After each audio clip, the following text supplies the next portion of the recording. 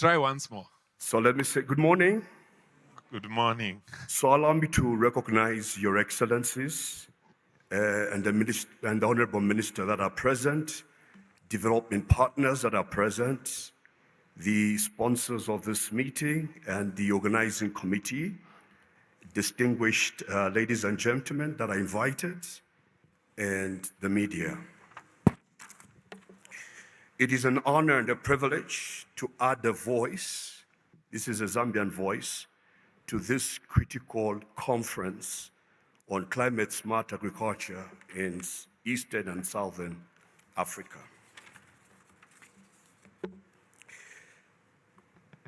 As a way of getting started, I would like to mention to you that the Zambian government acknowledges that climate change is real, cross-cutting, and surely is likely to be with us for the foreseeable future, and it will be responsible to affect the food systems within the country.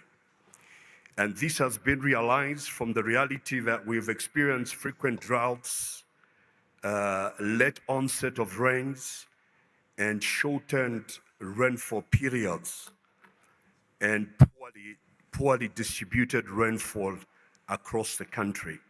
And I must hasten to say that the 2023-2024 agricultural season was about the worst that the country experienced. We had about 6 million people that were affected.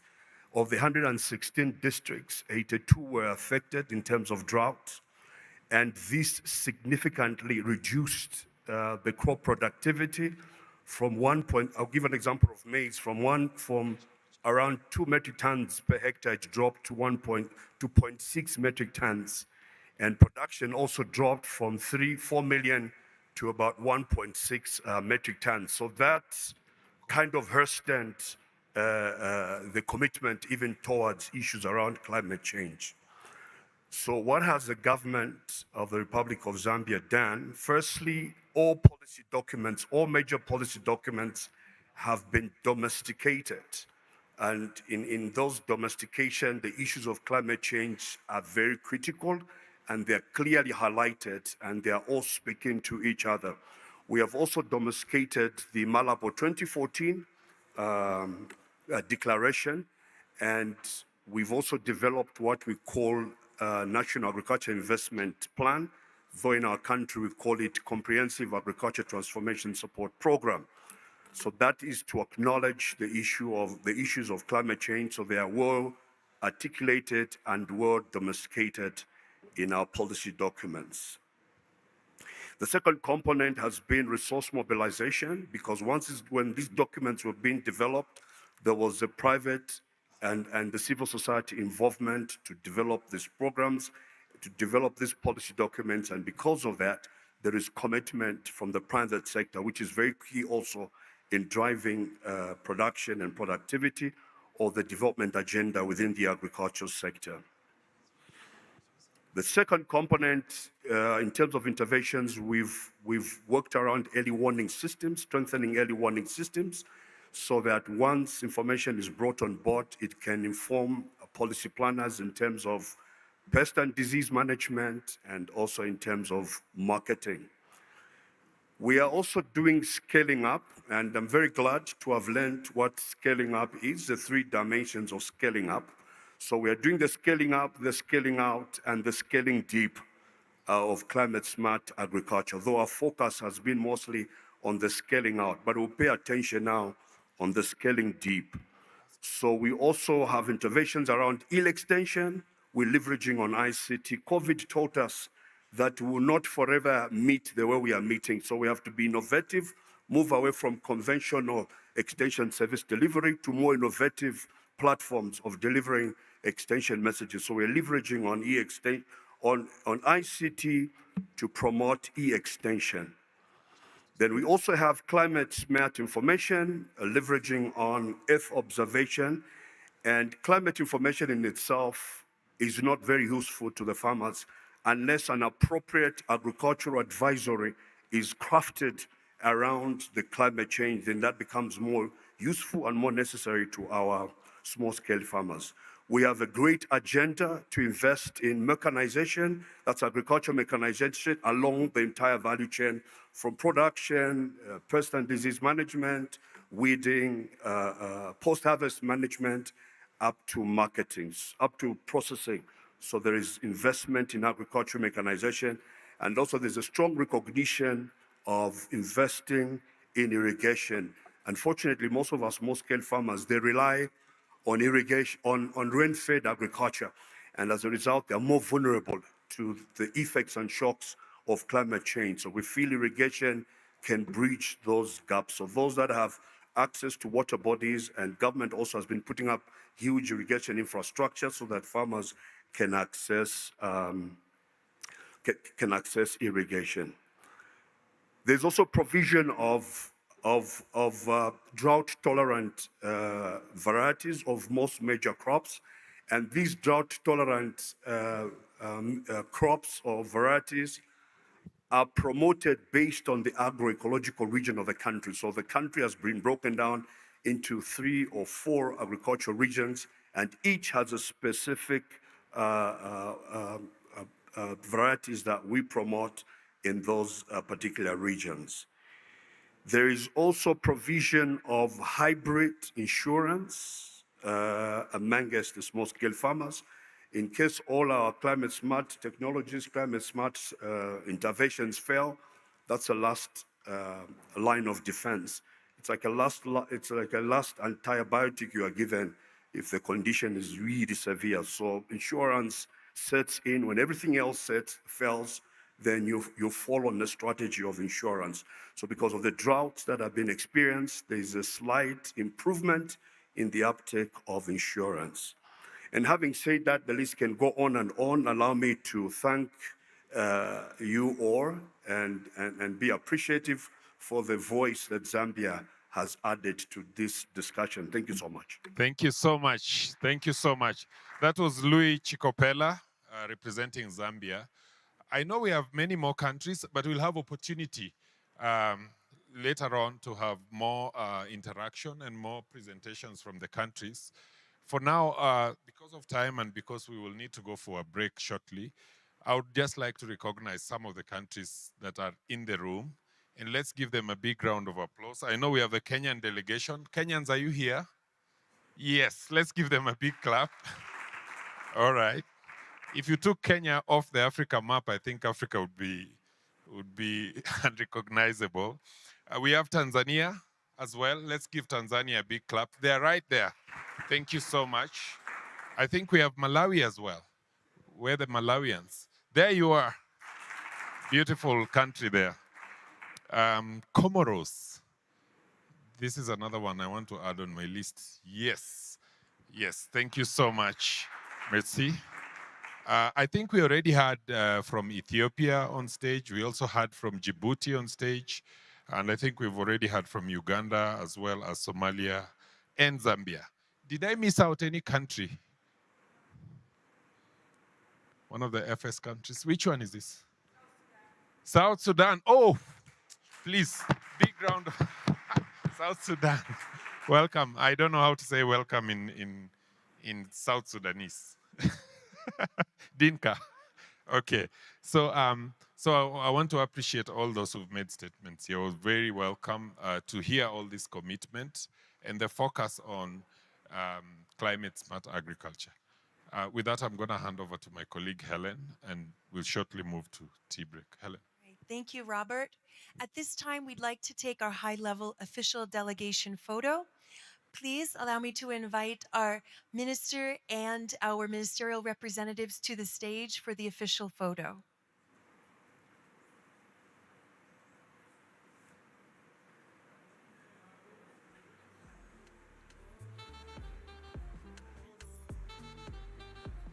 Ministerial representatives, you're welcome.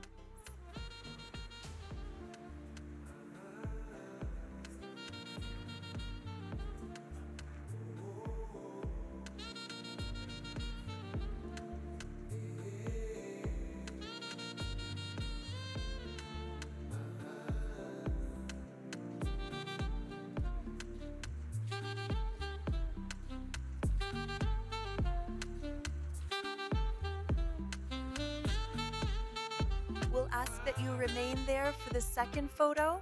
Please, from our welcome panel, please join our ministerial colleagues. Mr. Tim Robertson, representative of the Embassy of New Zealand, Professor Diamani, Dr.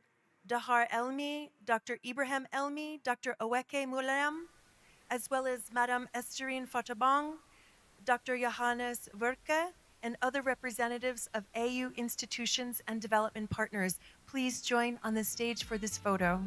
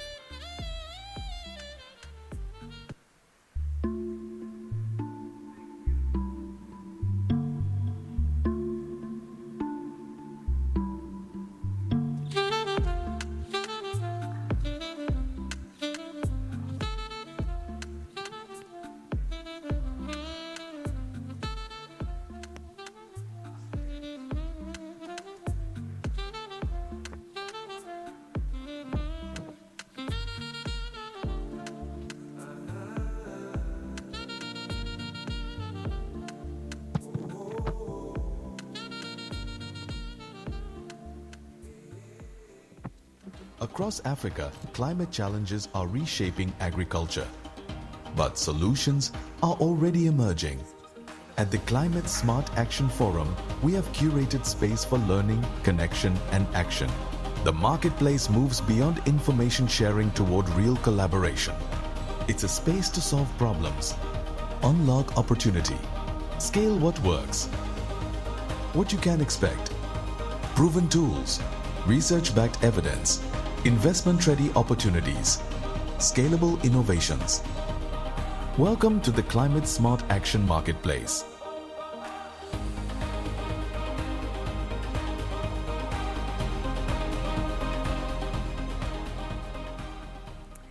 As you have seen from the video, we are now moving to open the CSA Marketplace. May I kindly ask all our Marketplace presenters to proceed to your stations at the Marketplace. The Marketplace is not simply an exhibition space, as you've heard. It's a core platform for learning, exchange, and partnership building. It is where innovation becomes visible and where conversations can move from ideas to collaboration. At this moment, I would like to invite His Excellency Honorable Bright Miruama and ministerial representatives to join us just outside the plenary hall for the official ribbon cutting. You're welcome. For all other participants, please remain in the hall briefly. As you will see on the screen, we have a wide range of institutions and initiatives represented. I encourage you to take note of those you may wish to engage with during the breaks and lunch, as well as later today during our reception at 5 p.m. Once the ribbon is cut, you are warmly invited to visit the Marketplace and enjoy the coffee break. Please be sure to return to the plenary hall at 11:45 so we can continue promptly with our next session. Thank you.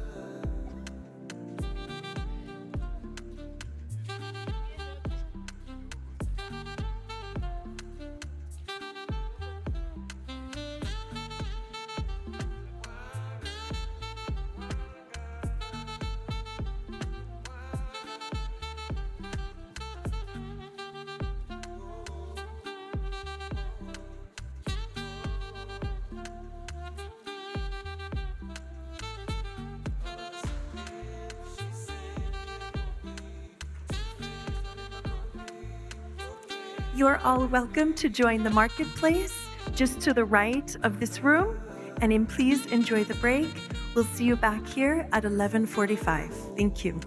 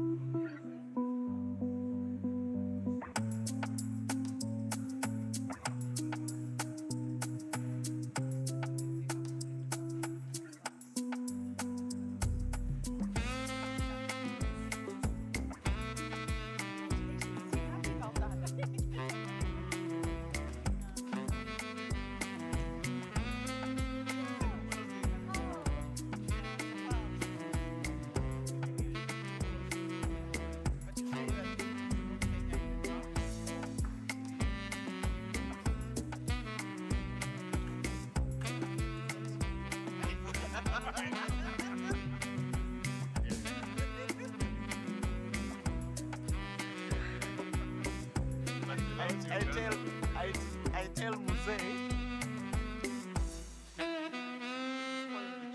because we wanted to do a the ministry. Open up so much. They help them connect. Then they go and report him to him.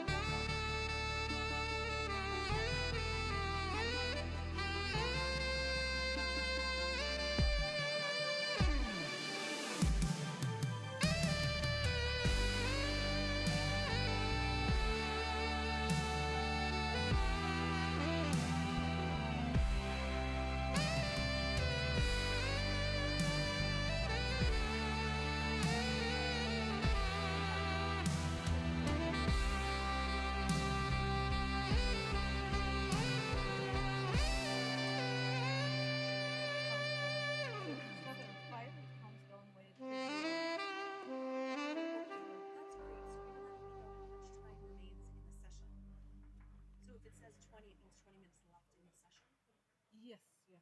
So, okay. So this next session, yes, for the whole. Do you want us to combine both the presentations and the session? Yeah, I think that would be the whole session is an hour. 90 minutes. Yeah.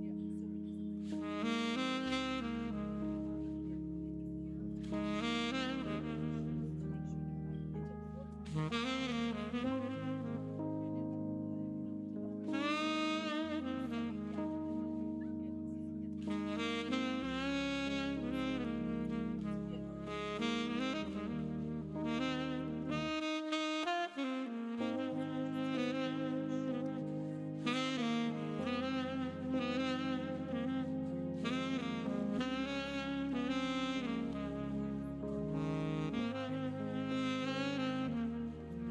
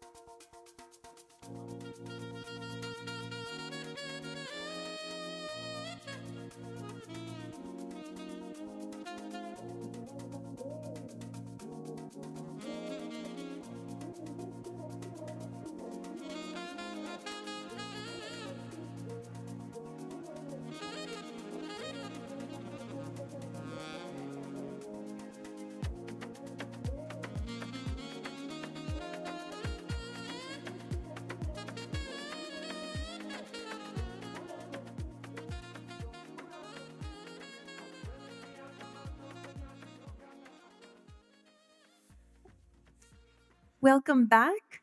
We hope you enjoyed your experience at the marketplace. Before we begin the next session, we'd like to make an announcement. Someone may have left their phone at the marketplace. If it is your phone, please come to this table over here where you see Robert. We have that phone.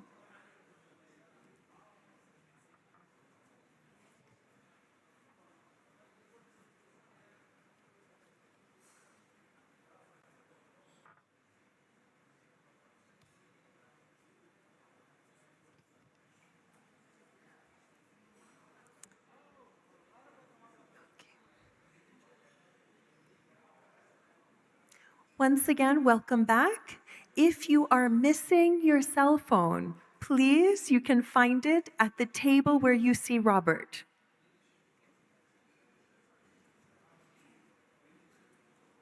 You already have 2 missed calls from IFPRI. We noted that. Someone's trying to reach you.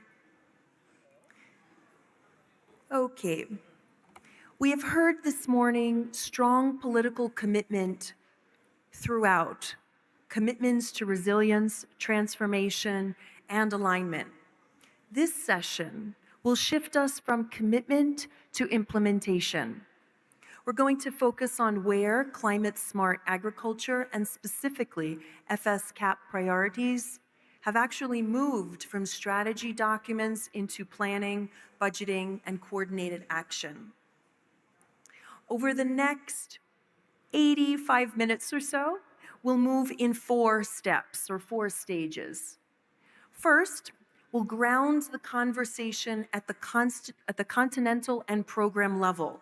We'll be hearing from Madam Fotabang from Auda NEPAD and from Dr. Volker from FSCAP on how integration is being framed and advanced. Second, we'll shift to country experience. You will hear from 5 countries on one concrete reform, coordination mechanism, or budgeting shift that made integration real in their context. Third, we will deepen the discussion through a moderated exchange with our panelists, exploring what made reform possible, what resistance they may have encountered, and what institutional capacities proved most critical to them. Finally, we'll open the floor briefly for focused reflections, inviting your questions and comments on what you have heard. Lastly, we'll round out by inviting Madam Fotabang and Dr. Volke to provide their reflections on what they've heard during the session. With that, let us begin. I'd like to welcome our 2 presenters to the stage.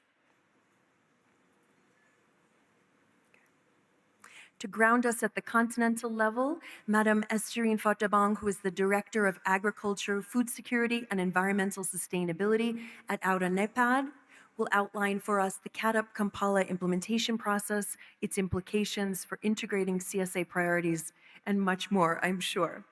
Madam Fotabang, the floor is yours.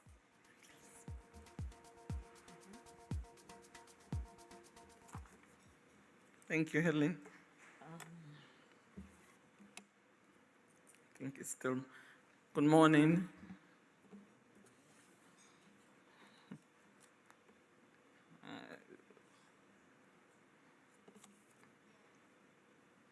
Let me try this technology to see it works. Good. Good morning again. After the opening session that was quite inspiring, we moved to this session on advancing CSA through regional cooperation. I will stand on the protocol that was observed this morning, and just to say I recognize the minister from Uganda and all the other ministers that are here present. I recognize my good friend, Mr. Tim Robinson, the World Bank Regional Task Team Leader, and all the other representatives from our member states and institutions, including CADASA and IGAD, as well as our development partners that are here present, and of course, to all the distinguished participants.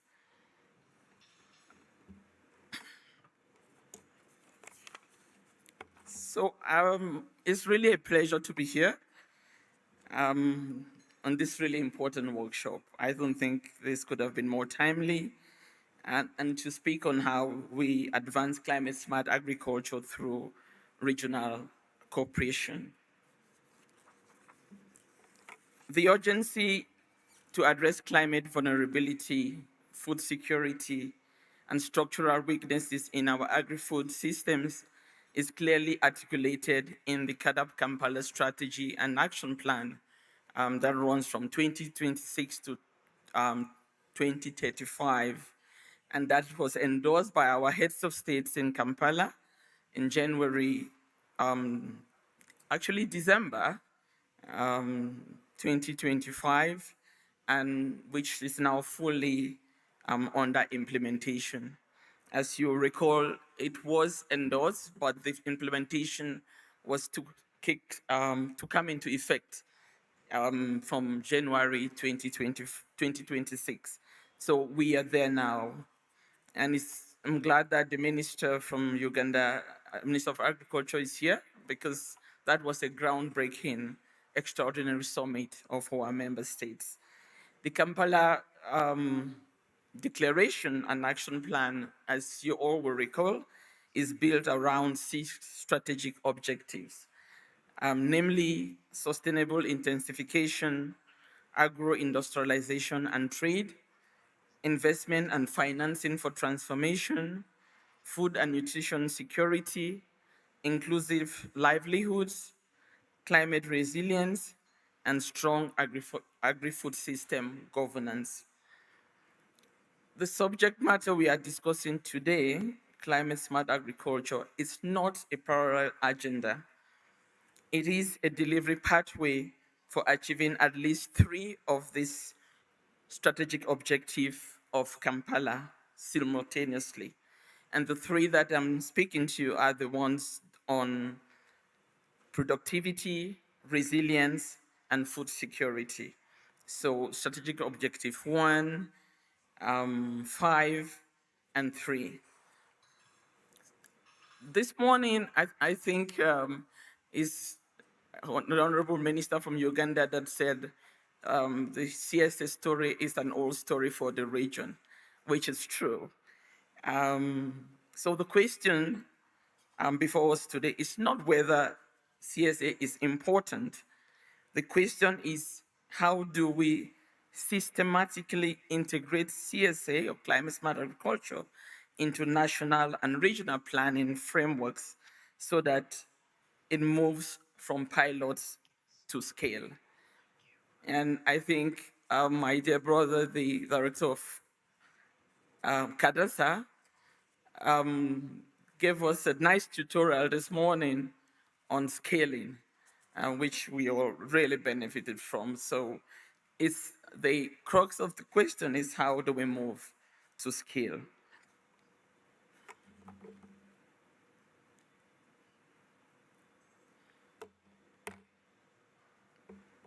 As I mentioned, 2026 ushered the implementation phase of Kampala. All of last year, we worked with all of you, the member states, civil society, farmers, a private sector, to first just sensitize and raise awareness on Kampala, but secondly, to look at the tools that will help to domesticate Kampala at the national and regional and continental level. To support that domestication process, the member states have now adopted the KADAP Kampala implementation guidelines that was developed last year with, as I mentioned, impact or inputs from all of you. This guideline provides the institutional vehicle for integrating thematic priorities, including climate smart agriculture, soil health, seed systems, and value chains into national and regional plans. The guidelines is structured around 4 interdependent core elements.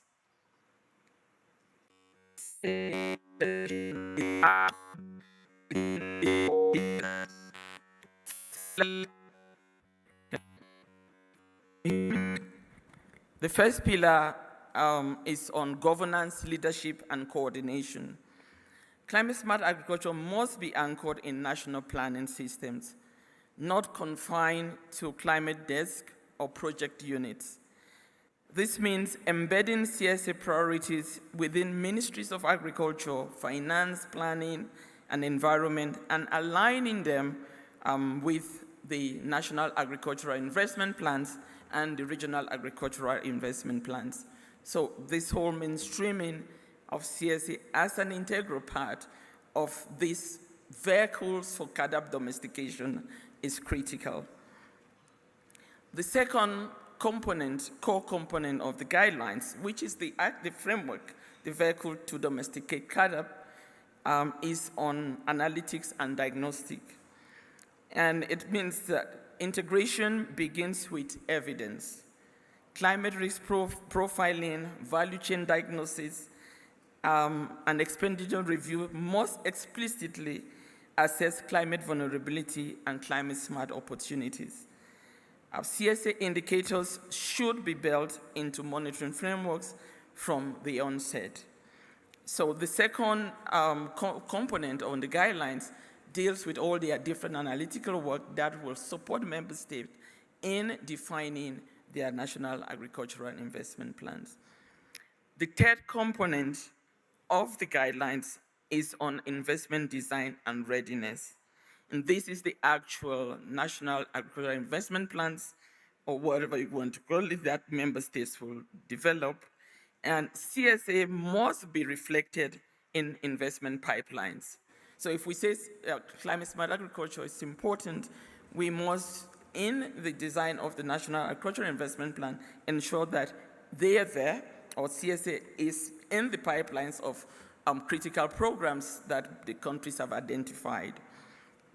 And they will be receiving public budgets to blended finance instruments to support their implementation. And this include, and this is just some examples, climate-smart infrastructure programs, irrigation programs, seed system programs, and regenerative soil management programs. When we went to the marketplace, I did see from many of your stands some of these very interesting and important initiatives that you are rolling out. So these are critical programs that should be integrated in the national agricultural investment plans that member states and all the regional economic communities are developing. And the fourth element of the guidelines is to deal with mutual accountability, results, and learning. So countries should track CSA-related indicators within the broader CAADP results framework. Ensuring climate resilience is measured as part of agri-food transformation and not separately. So when member states and the regs will do their biennial report, which is a requirement under the AU Kampala framework, there should be clear indicators that should help them report on the work that they are doing on climate-smart agriculture. Through this cycle, CSA become embedded in planning, budgeting, implementation, and reporting systems. This guideline has just been rolled out. We are having a meeting with all member states, focal points on CAADP and food systems, as well as the regional economic communities in 2 weeks' time, I think from the 16th, in Cameroon, Yaoundé, to roll out the guidelines. So the focal points and member states will fully appreciate the guidelines and the different tools and templates that are part of the guidelines that needs to be utilized by our countries. So, at the country level, we've seen the guidelines and how CSA can be and should be mainstream within the 4 components of the guidelines. At country level, integration also requires deliberate alignment across 3 layers. And again, I'm so grateful to my brother from CADASA on the scaling up, because the first layer is on policy. We need to repurpose public policies and subsidies to incentivize climate-smart productive systems. We have to, when we look at the biennial review reports from member states and the scoring, we can see that we have made some progress, but we did not achieve what the Malabo Declaration expected member states and the continent to do as far as agricultural transformation was concerned. And one of the key inputs was, what kinds of policy reforms should member states undertake to be able to achieve the objective of Kampala? So we need to look at this in terms of repurposing policies. With REX and partners, including the World Bank, AUDA and NEPAD is supporting countries to review public expenditure to better align it with CAADP Kampala as well as CSA objective. The second layer has to do with value chains. CSA adoption accelerates where value chains function. I think that has been proven. As AUD and NEPAD, we are supporting innovative cluster commodity compacts, partnering between governments, farmers, agribusinesses, and financiers to embed climate-smart agricultural practices within commercially viable agricultural value chains. As the saying goes, where markets reward resilience and quality, CSA becomes the norm rather than an exception. The third layer at the institutional level will be the one on financing. As we all know, and I think we heard of some of this morning, I think Tim spoke about it, as well as the ambassador, development assistance alone cannot finance large-scale CSA transition, especially at this time when we have a challenging geopolitical environment. We must mobilize domestic resources, private capital, and innovative finance to scale climate-smart agricultural investment that are aligned with the National Agricultural Investment Plans.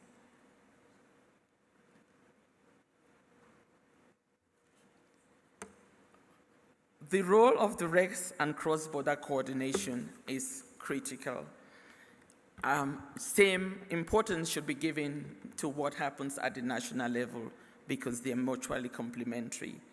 So the regional economic communities play a critical role in harmonizing standards, including in areas such as seed regulations, climate services, and trade facilitation. CSA integration must therefore also occur at regional level through alignment of the regional agricultural plans with CSA priorities, through cross-border climate information systems, through harmonized seeds and input regulations, and through regional research and innovation collaboration. Climate risk does not respect borders. I think we heard that this morning, again from the minister, and neither should our responses.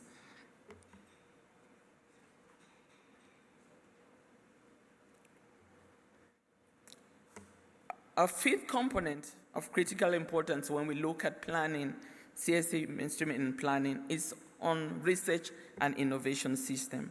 We must, I think, reimagine the delivery model that we have been pursuing over the years. Scaling CSA requires a responsive research and innovation ecosystem. Currently, many research systems remain heavily dependent on public funding and development assistance, often producing outputs that do not translate into scalable commercial solutions.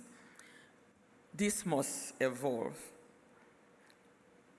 AUD and NEPAD is working with our partners to support research and innovation hubs to develop sustainable and commercially viable financing models, stronger public-private partnerships, improve intellectual property frameworks, and market-oriented innovative pipelines. I think the ambassador, New Zealand ambassador this morning, as well as team, spoke about the recent study tour to New Zealand that was organized by the World Bank to expose member states and regional institutions, including mine, and I think my colleague Dr. Manyewo will speak a little bit more about this later, to the research ecosystem in New Zealand. And what it showed demonstrated that commercially viable, sound research financing models can reduce fiscal pressure on public budgets, attract and retain top talent, deliver market-relevant technologies, and generate enterprises and jobs. This is directly relevant for scaling CSA technologies and practices. So my last point will be therefore on the issue of scaling, moving from projects to systems.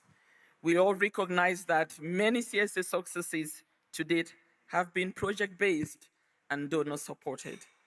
Under CAADP Kampala, member states have clearly indicated that this is an era of implementation and acceleration. And for that to happen, the following is required. As far as CSA is concerned, we must embed CSA into national development plans. We must integrate CSA indicators into the CAADP monitoring systems, and we must align public expenditure with resilience goals. We must build functional value chains and mobilize private and blended financing. And lastly, we must strengthen regional coordination. This is how CSA transition from pilot programs to systemic transformation. Distinguished colleagues, integrating CSA into, this is what I was asking earlier how to move to the last station. Let me just conclude to say integrating CSA into national and regional planning processes is not a technical exercise alone. It is a governance and investment decision. It is about ensuring that climate resilience becomes a core pillar of Africa's agri-food system transformation, and not just as an add-on. As we implement CAADP Kampala, we have a unique opportunity to institutionalize CSA within our national agricultural investment plans, our regional agricultural investment plans, our budget processes, our monitoring systems, and our research and innovation agendas. With continuous partnership and aligned efforts, we can move decisively from fragmentation to coherence and from pilot to scales.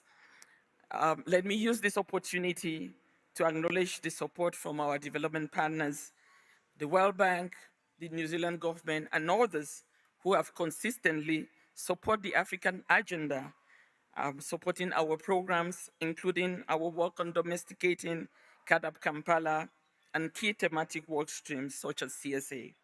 Without the support and partnerships at all levels with member states, with the regional economic community and our partners, most of our program and our intentions would not be possible. So as I conclude, I think together we can build agri-food systems that are productive, resilient, inclusive, and sustainable. I thank you.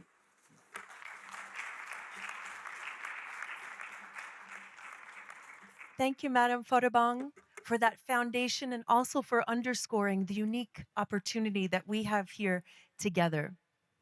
At this time, allow me to invite Dr. Johannes Volker, Managing Director and Partner at UNIC, to outline FSCAP, the lessons emerging thus far and the process going forward. You're welcome.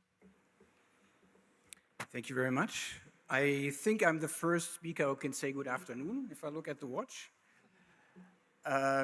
So when I listened to the opening session I think basically every speaker emphasized the importance of these food system climate action plans, starting with Tim Robertson from the World Bank, the New Zealand ambassador, the executive directors of IGAD, and Kadesa, the Honorable Minister of Agriculture from Uganda, and also the ministry representatives from the other beautiful countries.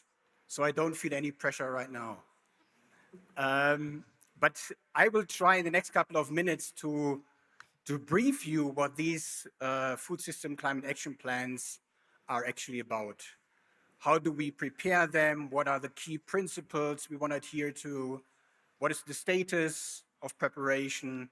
And what are the next steps? So how do I switch to the next slide? Esterine, please instruct me. Is this one? Okay, great. Thank you. But I don't know, it moves behind. I'll find out. Okay, that's just allow me a brief background information. So the funding here for this exercise for preparing the food system climate action plans comes from the World Bank, but through the government of New Zealand. And we are very privileged and excited about that we have been contracted, the consulting firm Unique Land Use, to prepare food system climate action plans in 6 African countries. And you're seeing on the map here, you're seeing the countries we have started. So actually it's Ethiopia, Kenya, Tanzania, the Comoros, Malawi, and Zambia. I hope this will not be the final list. I hope we can expand later on, but that's the start. So very briefly, we're a consulting firm working on sustainable agriculture, climate change, and land use based in Germany. And we are working globally, particularly in the Africa region. And we are collaborating on the preparation of the food system climate action plans with the International Food Policy Research Institute, IFPRI. Many of you probably know IFPRI. I don't know whether a representative from IFPRI is actually here today, but it's a research organization focusing on providing research solutions to end or to reduce poverty and hunger and malnutrition in developing countries. So what are these food system climate action plans? My most important take-home message for today is, although it says plans, it's not just another plan or strategy or document or what have you. We are challenged to identify very specific investment options and policy reform actions which lead to scaling CSA action in agri-food systems in African countries. That's the most important message from me for you today. And we are doing this in the context of the CAADP strategy and action plan as laid out by Mrs. Fotabong in the previous presentation. We're also doing this to engage stakeholders not only at the regional, but also at the country level. And it's a diagnostic tool, so we want to combine various methods, quantitative, qualitative message, to eventually arrive at this very specific investment options, which are then hopefully taken on not only by the World Bank, but also in particular by the government, or by the governments and other development partners and the private sector. So this is a list of key principles which are guiding us when we prepare these food system climate action plans. And if you look at those 8 altogether, I've spoken about the CAADP, the regional context already, so we want to support the domestication of the NAIPs, National Agriculture Investment Plans. The second one, we are here, it's a regional learning event. We want to learn from other countries, not only 6 countries we are working in already, but also from all the other countries about your work, how you are proceeding on transforming agricultural food systems and how you are scaling CSA. As I mentioned, it's a country-level process. We want to create a sense of ownership and buy-in at the country level, and we don't only want to engage the governments, which are of course very important, but also the private sector, the research organizations, the CSOs, NGOs, because we want to hear different voices and want to learn from all of you. We want to apply CSA principles, increasing productivity, sustainability, increasing resilience, and maybe, I know the focus we are working on in the countries is on increased productivity, resilience, food security, nutrition, etc. But maybe there's also a co-benefit to reduce greenhouse gas mitigation. We want to contribute to a just transition of food systems. The next point, action orientation, means what I said early on in my take-home message. We want to focus really on identifying very specific investment options, also to bridge the gaps between, it might exist in some cases not, but the gap between the NIPES and actual implementation. And we apply a mixed method approach, combining quantitative and qualitative approaches, as I've mentioned earlier. Now, this figure here is supposed to illustrate the preparation process of these food system climate action plans. Don't worry, I don't go into too many details here, but I think what's important to digest is that we are preparing this in 4 phases and in 8 modules. Each of the phases consists of different modules. We have finalized the first phase, which was about understanding the food system status and context in each of the 6 countries. So what are the current challenges? What are the opportunities? What are the policies? What are the strategies? What type of analytical work has been carried out already, because we don't want to reinvent anything. We want to build on what's already there, and I can tell you, and you know this much better than I do, there's already a lot out there. It's just a question of bringing this all together. The second module was focusing on stakeholder consultations, because we wanted to understand from all these various stakeholders I've mentioned earlier, what are their concerns, their priorities, their needs when we talk about food system transformation and scaling CSA. We have now entered into the second phase, which again includes different types of analysis like climate risk and vulnerability assessments across different prioritized agriculture value chains. And this phase 2, and I will get back to that on the next slide, will lead us to a long list of CSA investment categories. And this long list of CSA investment categories, we apply different methods to come up in the third phase with a short list. And for that short list, we want to understand, it might be 5 investment categories or whatever, what are the actual bottlenecks? So if you take, for example, an example might be drought-resistant seeds. So why have drought-resistant seeds not been taken off to extent or disseminated to the extent possible in some of the countries we're looking at? What are the bottlenecks? Are these policy aspects? Is the private sector not really involved to the extent it should? Is it the research capacity questions? And while we're doing this bottleneck analysis, this will then allow us to identify very specific investment options. How much finance do we need? What are the appropriate financing instruments which can be applied by the government, by the World Bank, by the development partners, etc. So again, at the end, very specific investment options will end up in the 4th phase. I would like to brief you a little bit what we have been doing already. I've mentioned earlier that we used the first 2 phases or 4 modules to come up with a long list of CSA investment categories. I won't go through them. You see them, some of the usual suspects.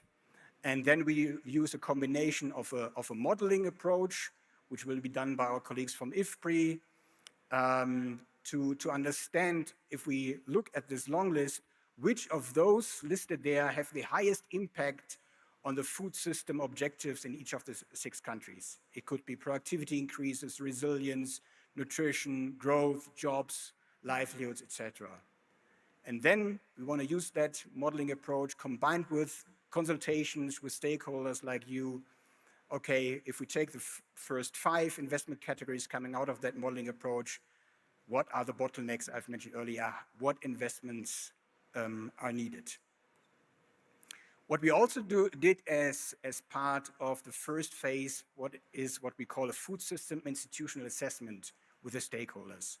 So we try to identify the strengths and weaknesses of institutional frameworks for addressing food system governance challenges. And this might help us to also inform policy reforms in the 6 countries, or to inform measures which aim at capacity building. Yeah? And we have grouped this assessment into 4 pillars. Again, I won't go through them one by one. Maybe that can be also part of the discussion later on, but it's basically organization and planning, public finance, coordination, and accountability. I just want to, for the sake of time, just highlight one important aspect which really struck me when I went to the different countries. The NIPEs are really very well articulated, very well written documents, well presented. They point at the right things from my perspective, but many stakeholders said, okay, now we have this very good investment plans, but how do we move from there to implementation? That is the question. Some of the NIPEs have been very specific about it, but I think here that's the most important entry point also for the FS CAP, for the Food System Climate Action Plan, to inform then implementation. What investments, what are really needed, on the ground to facilitate widespread adoption of the CSA investment categories I've mentioned earlier. Of course, and there are different challenges also with respect, when we talk about food systems, with respect to coordination. Between different ministries, because food systems usually go beyond ministries of agriculture. That's certainly a challenge. There are challenges between coordination, collaboration between the different levels within a country, national and local level. And there's also, and I know some of you are working on this, there are also the UN food system pathways. So if the NIPEs, which are looking on food systems, you have the UN food system pathways, both with investment options, both with government systems, etc.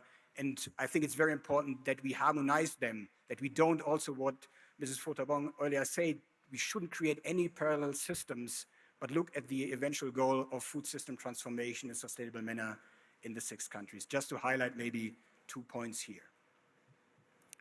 And this brings me already to my last slide, very brief overview how we will proceed.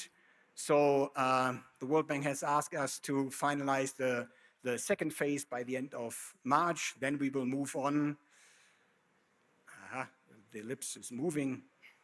Then we will move on in April to the 3rd phase, where we talk about this shortlisting of investment categories, specifying investments, and we have been asked very ambitiously, and we do what we can to end the whole preparation of the food system climate action plans by the end of June. Again, this is not supposed to be the end of the story, end of June. That might be the beginning, because we're doing everything within our capacity to come up with these specific investment, tailor-made investment options, which are hopefully then taken on by the World Bank, by the governments, and others. So I leave it here. I hope you got a little bit of better sense what these food system climate action plans are about, where we can fill a gap, what we can do, what the timeline is, what the approach is, and I look forward to fruitful discussions also with the country representatives. Thank you very much.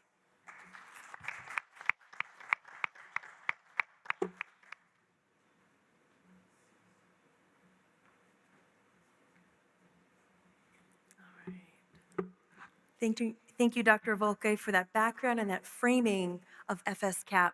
Certainly very appreciative of the detailed, intentional, and structured approach that FS CAP is taking with all of the countries participating. We now want to transition to that country experience, moving from framework and structures to the lived country experience.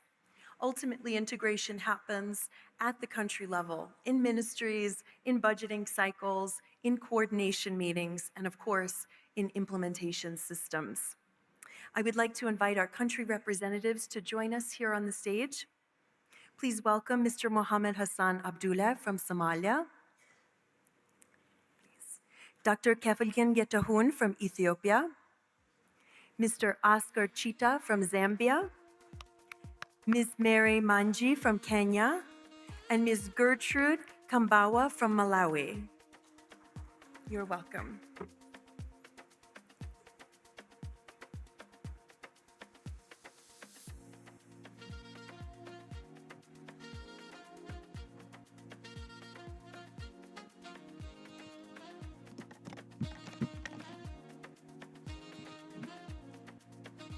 Welcome and thank you all for being here.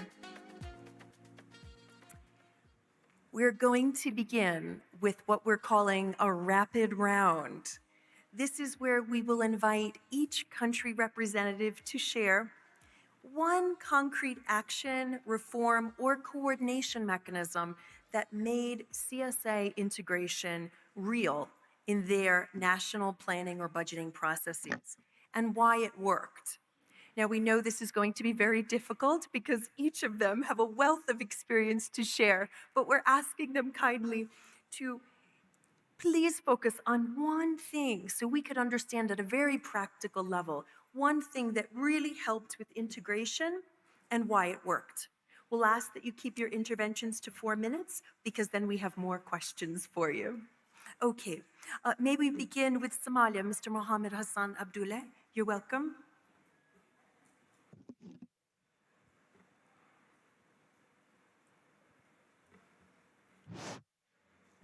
Hello, Assalamu alaikum. In Somalia, reform become a political possible due to strong of national ownership, continental alignment, measurable progress under the CARIB. Minister of Agriculture is fully re-engaged AU progress, endorsing Kampala declarations and achieve 150% improvement CADIP penal review score, demonstrating credible commitment.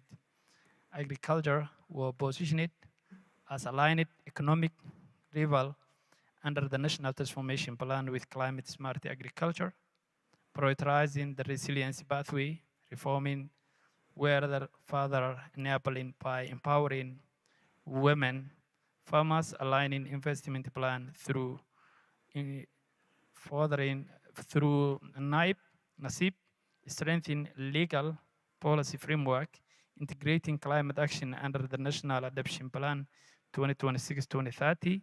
This completion is a politically will policy coherence and the performance accountability created a momentum for sustainable reforms.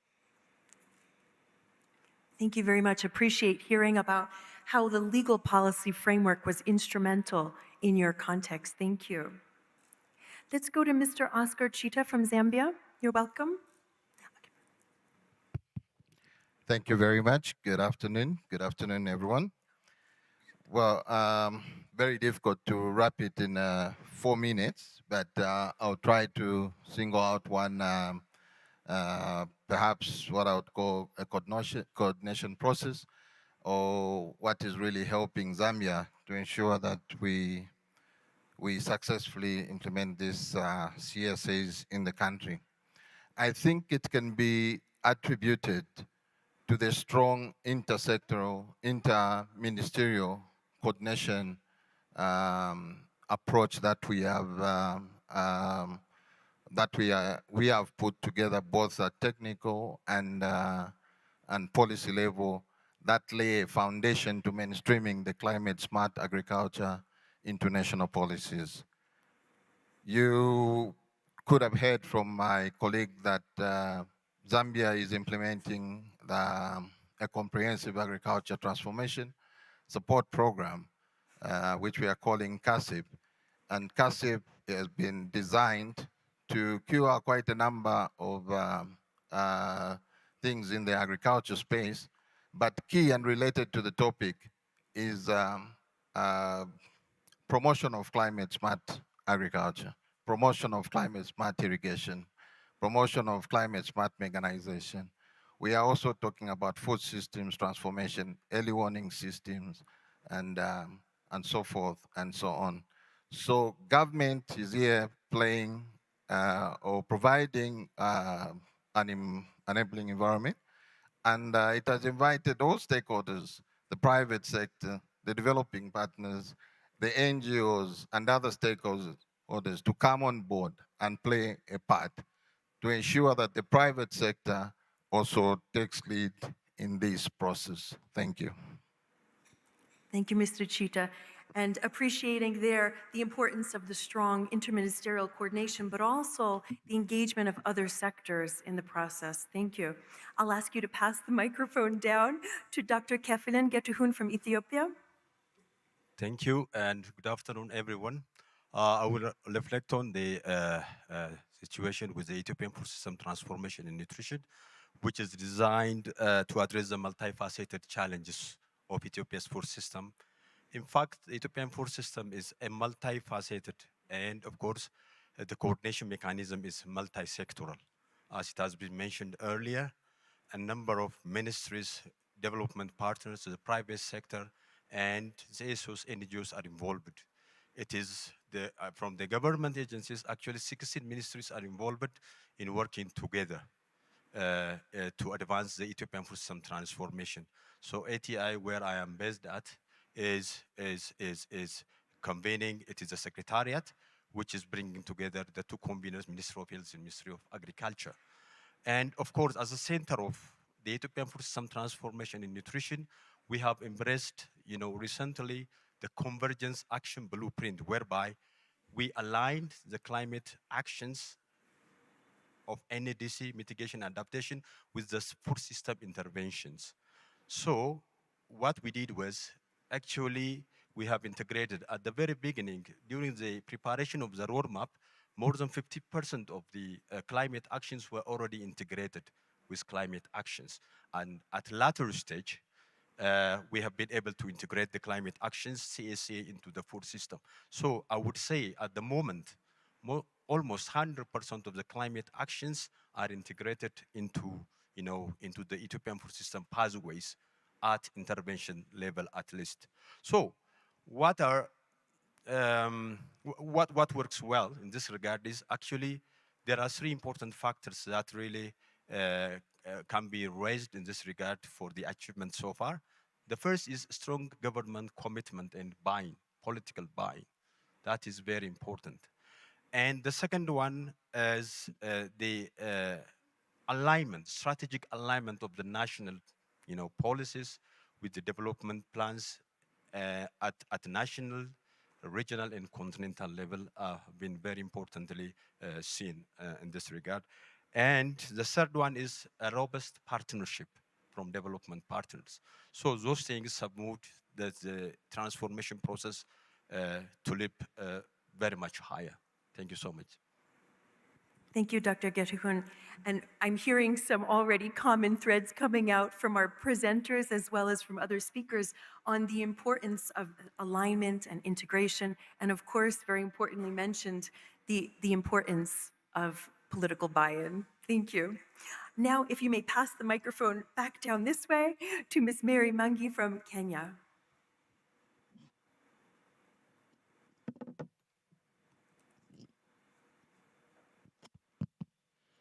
Good afternoon, everyone.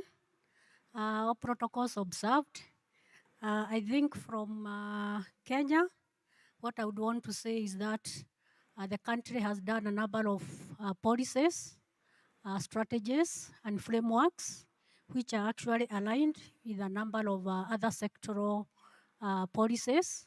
And this has ensured that everybody is on board. They understand what climate smart agriculture is all about. And then, as you are aware, in Kenya, we have devolved counties. So the policies at the national level and the strategies and the frameworks are also aligned with what the county governments are doing, ensuring that everybody is on board and they understand what we need to do in matters of climate smart agriculture. I also want to say that we also have, we use multi-stakeholder platforms. We engage not only the public sector, but also the public sector, the academia, and other stakeholders, so that we can come together and be able to work together.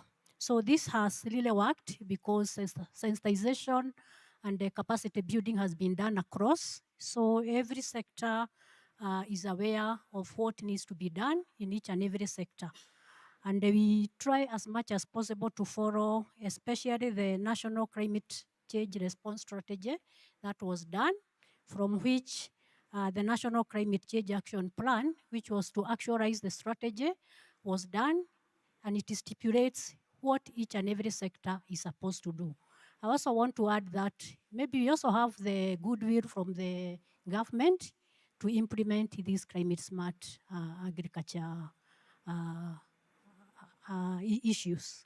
Thank you. Right. Thank you, Ms. Mangi. And once again, we're hearing the importance of multi-sectoral coordination and collaboration, and of course, once again, the goodwill of the government.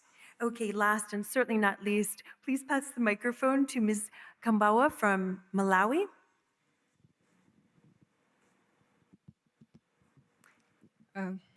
Thank you very much. Probably to share our experience from Malawi, not very different from what colleagues have already shared, especially in implementing climate smart agriculture, which is also already embedded in our policies and frameworks which have been aligned to the continental frameworks. What we have at the moment is the National Agriculture Policy, which came out in 2024. And in this process where we are coming up with an action plan on climate smart agriculture, the process has also been to look at the coordination amongst the institutions that are implementing climate smart agriculture in Malawi. So we've had meetings with various stakeholders to come together to identify areas which we need to concentrate upon. As a country, we've been implementing climate smart agriculture already, so we are building upon the lessons that we've had in country. But through this process, we came together and we identified the bottlenecks that are there. What we have noted is our engagement across the stakeholders hasn't been strong, the collaboration. We have the policies in place, but the coordination has been weak. But in this process, we've been able to identify elements that should help us to move forward. The first one is to look at productivity improvement and also looking at an approach through the value chain. We have identified a number of value chains that we can work on. But also in the policies that we have, resilience is key, and this speaks to the climate smart agriculture interventions that we want to promote. So what we have at the moment, looking at the food systems transformation, and through this process of the FS CAP, we've come up with a process to identify the investments that we'll be implementing. Like it has been indicated in the presentation by Unique, we also have that long list in Malawi, but we've narrowed down to a few, and they are being clustered around 4 pillars, which are to strengthen the food supply systems, enrich the environmental supply systems, improve the health systems, but also to enhance the socio-economic and political systems. So generally, there's been good collaboration amongst those stakeholders because we came together to look at what has been happening. And this is what I can share. Thank you. Thank you, Ms. Kambawa, and appreciate hearing the challenges too of moving from policy to implementation and some steps that you're already taking.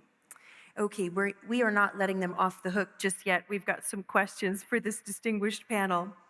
I'd like to deepen what we've heard by exploring a few cross-cutting questions. So here is my first question, and feel free to signal to me if you'd like me to invite you to respond. The first question, what technical or institutional capacity proved most critical in what you've achieved so far? Data systems, budgeting units, interministerial committees, what technical or institutional capacity proved most critical thus far for you? Thank you. In Somalia, our ability to implement the CARIP is constrained by limiting technical and institutional capacity.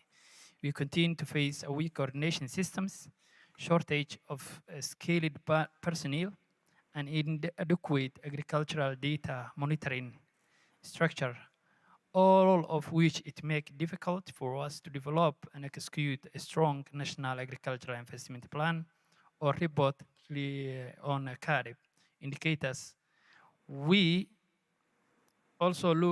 we also lack of effective multi-stakeholder platform and the capacity to monopolize resource or implement bankable projects while limiting engagement from the private sector and farm organization further.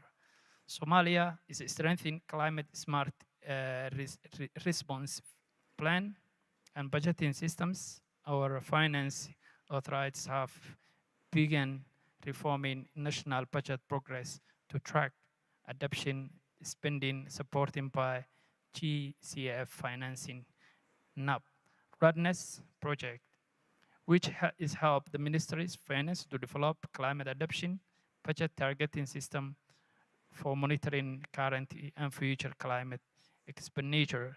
The National Adaptation Plan framework also directs us another sector ministries to integrate climate adaptation into our budget strategies, programs at the subnational levels.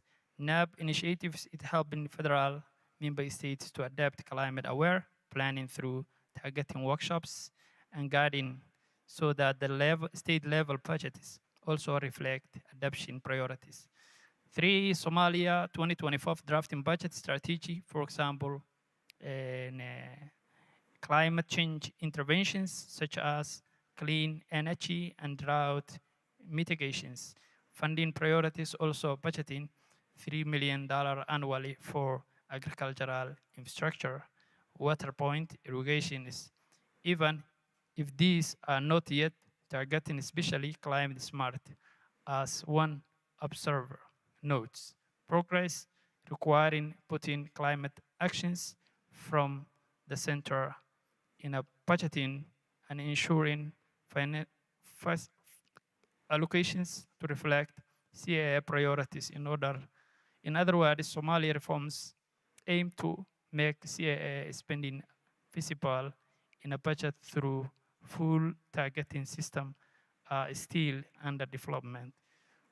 The first, the Somali National Adoption Plan 2026-2030 is an example of explicitly calls mobilizing resource for priority actions and guiding the mainstreaming adoption projects into the sector program and intend to absorb CSA action costs into a regular planning. Thank you. All right. Thank you for sharing the Somali experience. Yes, please. Let's hear about the Kenya experience. I think what I would want to say is that what has made the reforms possible for Kenya, I think that interaction from the national government to the county government, working together, having policies that work together. On the side of implementation, we have projects that are well designed, coordinated from the national level, and these projects, the implementation is actually at the county level. So we have the buy-in from the county governments, and some of the interventions that have really worked is like the issue of strengthening community institutions, whereby we are building the capacity of community institutions, starting with the small groups, what we call the CAGs, farmer producer organizations. We have what we call corporations, and we are training them on teams. What is teams stands for technologies and innovation management practices. And these farmers, they are able to run and to adapt to those technologies. We are also using the agripreneur model, which is an innovation that it's on pilot. We are trying to upscale that.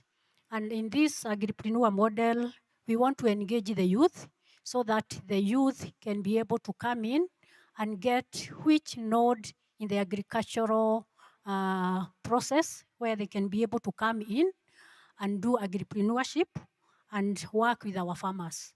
So it's something that we are trying to upscale, and we are hoping that it's really going to work and create jobs for our youth, for our young people. The other issue is on the issue of we realized that our communities are not able to access capital and credit because when you go to the main financial institutions, they will ask for collateral, they will ask for, title deeds and other tools so that you can borrow. And we realized most of our small-scale farmers in Kenya, and especially the women who are involved in agriculture, they do not have collateral. So what we are doing is that we are putting these farmers or beneficiaries in cooperatives, which we are calling the word-based circles, whereby we are encouraging these beneficiaries to save so that they can be able to borrow. And this one will ensure that we have sustainable agriculture. So the project gives some retro funding, then the farmers, they save, and then they are able to borrow. So that even after the project, they'll be able to continue to adopt to the technologies and the teams. And then, of course, we are also looking at the issue of the market linkages. One of our biggest challenge has been being able to sell. And our objective is to ensure that every farmer participates in the market in terms of selling their produce and in terms of value addition. So we want to ensure that our farmers come together. They are able to do the aggregation. They are able to sell as a cooperative so that they can fetch higher profits. And then they also be able to control the prices that they get, meaning that you have improved livelihoods for our farmers, and they'll be able to put more money in their pocket. Thank you. Thank you, Ms. Manji. So far, we've heard about capacity to budget, secure financing at national, subnational levels. We've heard about capacity to adapt technologies all throughout. We've heard about the importance of credit accessibility as well as market accessibility and control. Other technical or institutional capacities that countries have found most critical.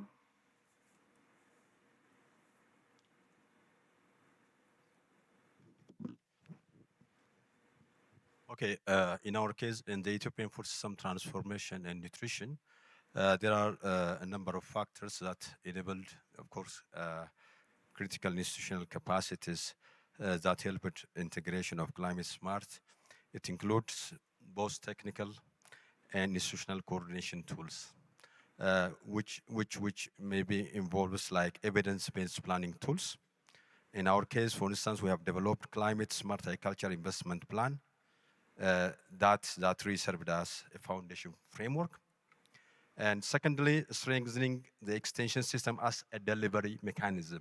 The huge capacity in this regard, Ethiopia has used this as a vehicle to reach out a number of farmers to integrate and disseminate climate information to the farmers. That is what we have achieved, of course.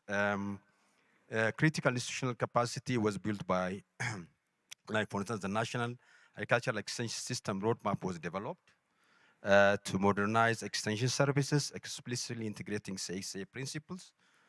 And of course, training has been given, particularly targeting, agricultural experts and development agents, which are, of course, the frontline workers in enriching climate information, with climate information for the farmers so that they will practice that integration in their own lands. That is the mechanism that we have followed in transforming the Ethiopian food system as being climate resilient. And maybe the other one is a resource mobilization. In our case, the Ethiopian food system transformation, we have been able to mobilize, huge amount of the resources required for the implementation from our government treasury. Like more than 53% of this implementation was from government treasury. So that is showing or indicating how much government is really, really committed towards implementing this climate resilience food system transformation. So these were the ones that we can share, from our perspective. Thank you. Thank you. If I can just add a voice from Zambia. Well, Zambia is also, it's the continued research and evidence generation by various stakeholders including government wings, academia, private sector, and consistently demonstrated the need to develop and adopt climate-smart agriculture technologies as a way to build an agriculture resilience to climate change. Zambia is also doing a number of interventions to help in this space. Number one is capacity building. We are training our farmers. You may be interested to know that we have about, the farmer register is almost about 4.5 million, out of which we've got small-scale farmers about 4 million. So Zambia has embarked on training, a robust training across the country in many various climate-smart agriculture or farming practices, and also post-harvest management.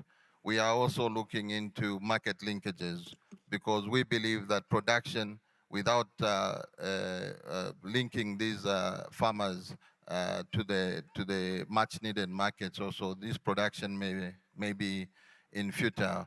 We are also looking at how do these farmers access funds. So we have come up with a fund which we are calling Sustainable Agriculture Financing Facility, which is offering affordable loans to farmers so that farmers may be able to access these loans and be able to go into production with ease. And this really is proving to help and alleviate the farmers' burdens in Zambia. Thank you. Thank you, Mr. Chita. I imagine for many of us, it makes your heart sing to hear access to financing for farmers. Thank you for mentioning that. I'd like to move us to another question. I'll ask each of you, and this is a surprise question, I didn't warn you about this one in advance. What was the most important achievement that you feel your country has had thus far in this process? And we'll ask each of you just briefly to answer that question. Would you like to start?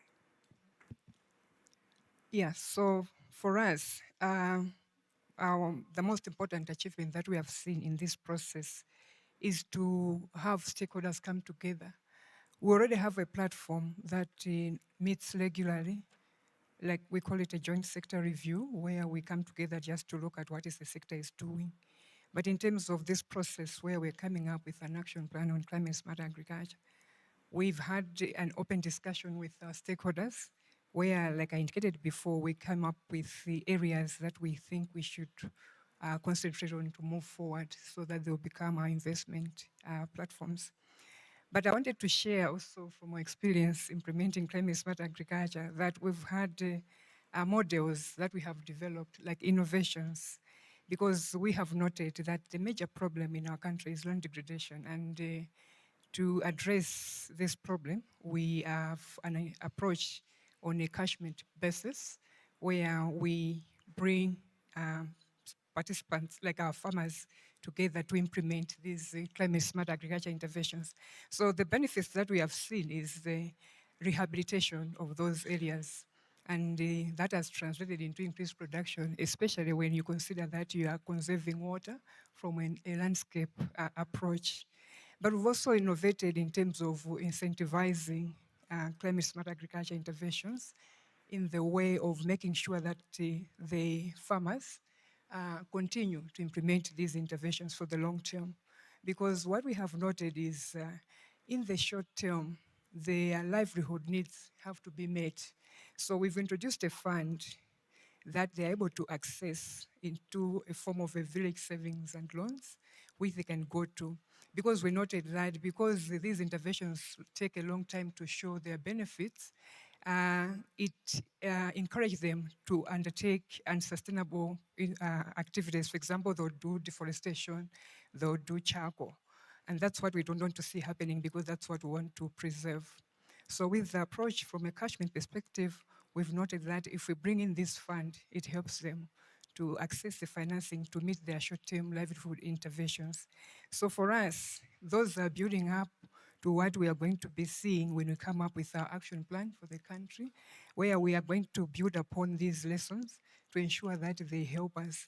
Of course, like I've indicated that we've looked at the value chains, but also marketing, we believe, because everything will land on the farmers that will be implementing, these are the tenets that will form the basis where at the higher level then we should be able to see the improvements in production, which then goes to the markets, but also the value chains that will help us to transform our agriculture sector. But that's what I think I can share for now, that we have seen that is most important, the collaboration among stakeholders, having regular meetings on a platform.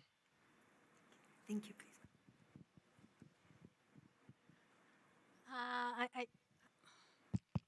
I think for Kenya, we know most of the planning, even the action plans we are talking about. The issue of different sectors working together has always been a challenge. And what I want to say is that what I've seen working very well is when we talk about the capacity building of the community institutions, and especially on the technologies and the innovation management practices, we've always had it difficult getting these innovations and management practices from the research stations to the farmers. Right now, I see a connection, a working together between the research stations and the extension, that's the ministry. So we are able to get those innovation and management practices from the research stations down all the way to the farmers on the ground. So I think that one has really been working together, and we are able to see the farmers implementing. The other thing is that our farmers have not really been able to understand that they need to do soil analysis, to understand the nutrition that the soil requires so that they can increase production. Right now, we are seeing, we are already doing soil analysis from regions, and we expect that from the regions, the farmers will be able to understand these are the requirements of the soil in my area so that they are able to use the correct fertilizers for the specified value chains. So again, I see this one again is going to assist us in terms of giving the soil the nutrition it requires for increased productivity. And also remembering that there is a lot of flood degradation, soil degradation due to sometimes the flooding. So we expect to be seeing a lot of high production because farmers will be able to treat their soils right. Thank you. Thank you.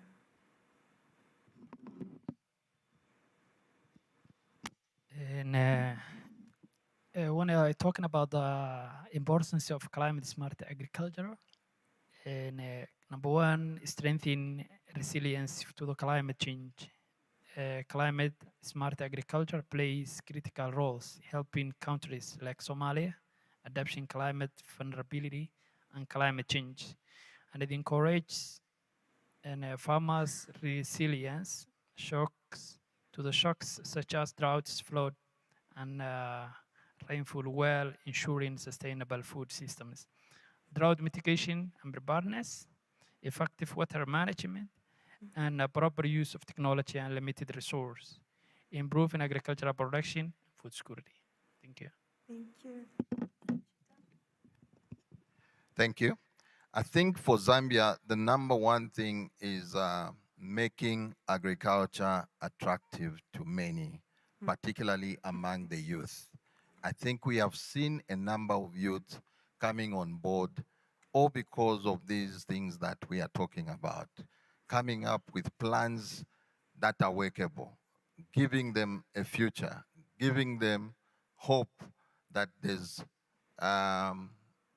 are good things that can come out from agriculture. Now, that is number one. Number two is the unity that my colleagues have alluded to. This has brought about a lot of unity, putting a number of stakeholders in one house, under one house, to give them one agenda, push those ideas, and come up with solutions that are much needed for all the farmers that in Zambia. And also the continuous learning that is going across, because we are learning a lot. Every day, farmers are coming on board. Farmers are interested to know what they would like to achieve from these farmers, what they can take away from, and also to learn that farming can also sustain their livelihoods and grow their household income. Thank you. Thank you. Dr. Kirahun? Okay. In our case, Ethiopia, over the last 5 years, Ethiopia has been able to achieve great progress with regard to, implementing the coordination, good coordination of, its food system, so that the food system, nutrition and food security activities are grounded very well in this country. So a number of activities. In fact, previously, those siloed thinking were very importantly impeding the transformation, but there are still problems, but this problem should be, they are under evolutionary process. There is